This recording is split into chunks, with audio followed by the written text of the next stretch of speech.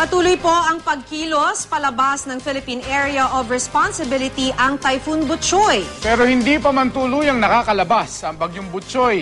Isang bagyo na naman sa may kanlurang bahagi ng Pilipinas ang binabantayan ng Pag-asa.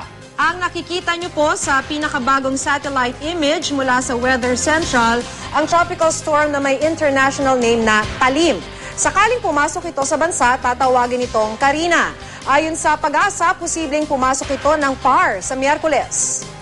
Bahagya namang humina ang bagyong Butchoy na huling namataan ng Pag-asa sa layong 580 kilometro sa hilagang silangan ng Basco, Batanes. May bugso itong aabot sa 175 kilometro kada oras.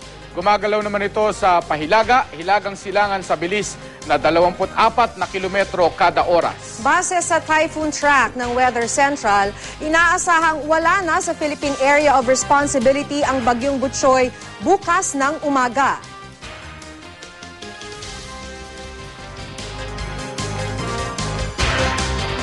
Posible namang ulanin ang Luzon pero hindi ito dahil sa bagyo. Epekto po ito ng hanging habagat. Bukas uulanin ang bagyo. Kaya mag-iingat po yung mga nasa landslide prone area dyan sa Benguet at Baguio. Maliit naman ang posibilidad ng pag-ulan sa mga lugar na nakikita ninyo sa inyong screen.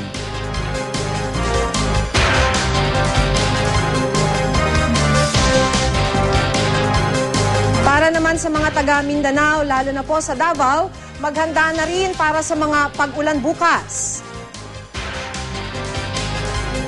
Ano man ang panahon, magplano, magsiguro, makibalita sa GMA Weather.